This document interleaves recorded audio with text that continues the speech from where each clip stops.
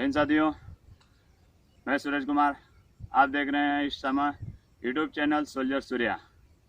मैं इससे पहले वीडियो बनाया था जिसमें कि रनिंग करने से पहले हमें कौन सी एक्सरसाइजें करनी चाहिए। इस वीडियो में मैं आप लोगों को जानकारी दूंगा कि रनिंग कैसे करनी चाहिए। जब हम लोग दौड़ते हैं तो हमारा पाँव लैंडिंग कैसे होना चाहिए, हाथ की पोजीशन कैसी होनी चाहिए, गर्दन की पोजीशन कैसी होनी चाहिए। और दोस्तों, जहाँ तक माना जाता है कि जो पक्की सड़कें होती हैं, हमें पक्की सड़कों पे दौड़ना नहीं चाहिए, लेकिन यह हम भर्ती देखने वाले बच्चों के लिए वीडियो बना रहे हैं तो उन्हें बहुत हाई फाई परिवार से नहीं होते हैं, वो अधिक से अधिकतर मिडिल क्लास फैमिली से बिलोंग करते हैं। तो जो कि वो ना तो कोई बड़े क्लब में जा सकते हैं, ना तो उतने ज़्यादा पैसे खर्च कर सकते हैं, ना तो गांव में ज़्यादा फील्ड की व्यवस्थाएं हैं। तो दोस्तों, हमारे गांव में कोई ना कोई कट सड़क होती है जिस पे कि गाड़ियां नहीं चलती हैं, तो हम लोग वहीं पे तैयारी कर लेते हैं। तो तैयारी करने के लिए अपने गांव की कोई एक कट सड़क को ढूंढिए और वहां पे करिए। और मैं फिजिकल ट्रेनिंग इंस्ट्रक्टर हूं, तो मैं आप लोगों को सही जानकारी दे रहा हूं, तो आप लोग इससे फ़ायदा उठाएं। अभी क्या है कि हम लोगों को पता नहीं होता है हम दौड़ें कैसे, लेकिन सबसे ज़रूरी बात है, कुछ लोग दौड़ते हैं पंजे के बल से। गांव में कोई भी बोल देता है बेटा आप पंजे के बल से दौड़ो, तो पंजे के बल से दौड़ना सिर्फ और सिर्फ 100 मीटर 200 मीटर रनिंग है, उसमें आप पंजे के बल से दौड़ेंगे तो ज़्यादा कोई इफेक्ट नहीं है। लेकिन पंजे के यदि आप दौड़ते समय पंजे पे दौड़ते हैं तो कुछ दिन एक्सरसाइज मतलब कुछ दिन दौड़ने के बाद क्या होगा कि हमारे घुटने में दर्द होगी, जिससे कि हमारी प्रैक्टिस रुक जाएगी। और फौज की भर्ती देखने के लिए प्रैक्टिस प्रतिदिन करना अनिवार्य है, क्योंकि यदि हम लोग जब भी 1 2 दिन 4 दिन 5 दिन 10 दिन का यदि गैप देते हैं तो हमारी जो स्टेमिना बनती है वो फिर से विलुप्त हो जाती है। तो हमें प्रतिदिन अपनी एक्सरसाइज को करते रहना है। और दूसरा बात, कुछ लोग होते हैं जो कि अपने एड़ी पे सबसे पहले जब पाँव को लैंडिंग कराते हैं, पाँव को जब ज़मीन पे रखते हैं तो एड़ी टच कराते हैं। तो एड़ी टच कराने से भी हमारे घुटनों में दर्द होता है। तो मैं बताऊंगा सही तरीका। जब भी हम दौड़ते हैं तो दौड़ने का सही तरीका है, हमारा ज़मीन पे लगने वाला फ्लैट फुट लगना चाहिए। ये हिस्सा जो होता है कम से कम यहाँ तक लगना चाहिए। मैं दिखाता हूँ। कुछ लोग दौड़ते हैं इस तरीके से। अभी मैं इफेक्ट बताता हूँ। जैसे लड़के दौड़ते हैं, उनको पता होता है कि थोड़ा शरीर को झुका के दौड़ेंगे, तो कैसे दौड़ते हैं वो मैं दिखाता हूँ। कुछ लोग शरीर झुका के दौड़ने का मतलब ये समझते हैं, ये बिल्कुल ही गलत है, क्योंकि ऐसे हम लोग थोड़े दिन रनिंग करेंगे और हमारे पाँव में दर्द हो जाएगा।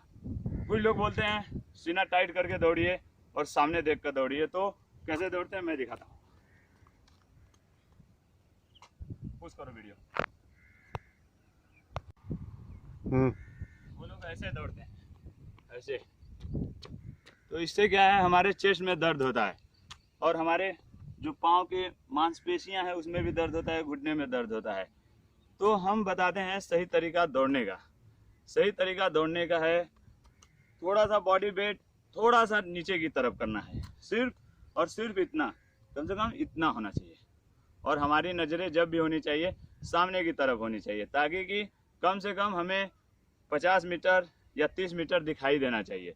यदि हम जब 30 मीटर देखेंगे तो हमारी जो गर्दन है वो सीधी रहेगी दौड़ते टाइम। जब सीधी रहेगी तो हमारे गर्दन में दर्द नहीं होगा, और ना ही तो हमारी मांसपेशियों में ज़्यादा, पीठ की मांसपेशियों में, कंधे की मांसपेशियों में खिंचाव नहीं होगा। तो सही तरीका है दौड़ने का, आप इस तरीके से दौड़ सकते हैं।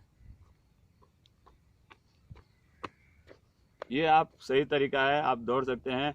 और जब भी आप दौड़ें तो ध्यान रखें कि जो हमारे हाथ की पोजीशन है, जो हमारे हाथ का मूवमेंट है, कम से कम 90 डिग्री होना चाहिए। हमारा हाथ जब जाए तो हमारी चेस्ट का जो निपल होता है, निपल के सीध में आना चाहिए, और पीछे जाते समय हमारे कुल्ले से होते हुए पीछे की ओर जाना चाहिए। हमारा एल्बो यानी केहनी जहाँ है वहाँ से जहाँ से मुड़ सके, ये नहीं कि पूरा हाथ को ऐसे पीछे फेंक देते हैं लोग, कोई यहाँ से ऐसे चढ़ा देता है, ऐसा नहीं करना है।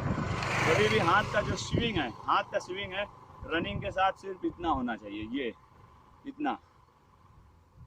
और आप अपनी हथेलियों को खोल के रखें, कोशिश करें कि हवा के प्रेशर को काटें। तो मैं सही तरीका बताता हूँ दौड़ने का। हम लोग दौड़ सकते हैं पूरा ये,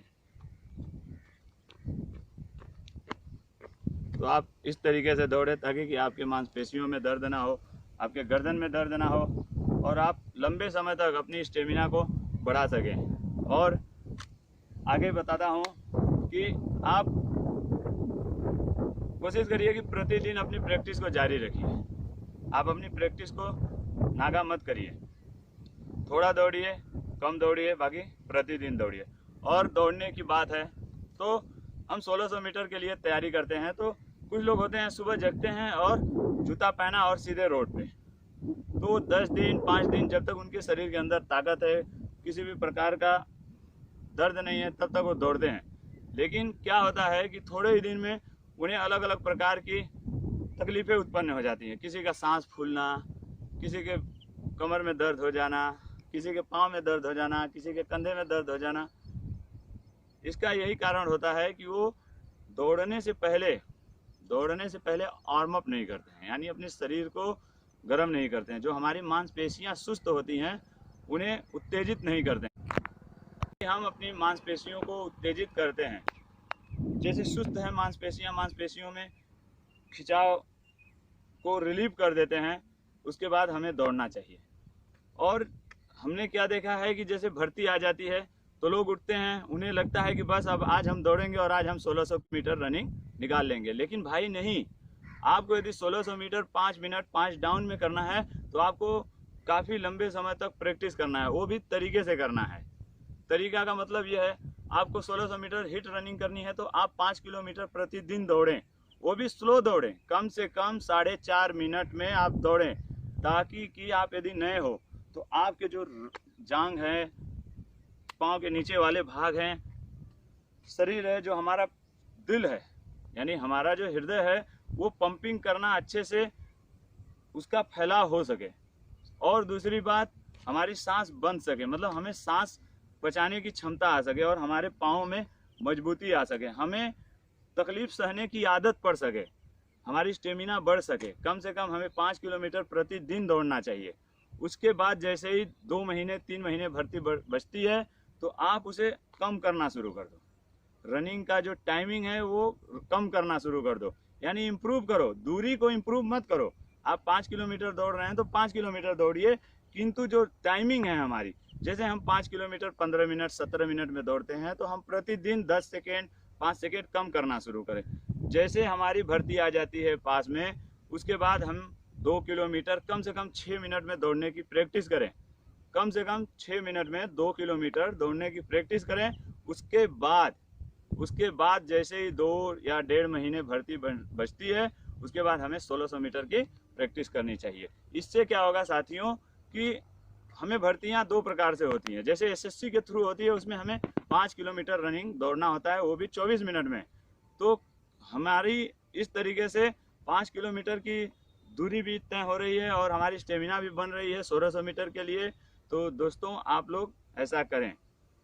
यदि मेरी वीडियो आप लोगों को अच्छी लगे तो लाइक करें, सब्सक्राइब करें, अपने दोस्तों के साथ शेयर करें। और कोई भी डाउट होता है तो आप मुझे कांटेक्ट कर सकते हैं, मुझे कमेंट करके बता सकते हैं।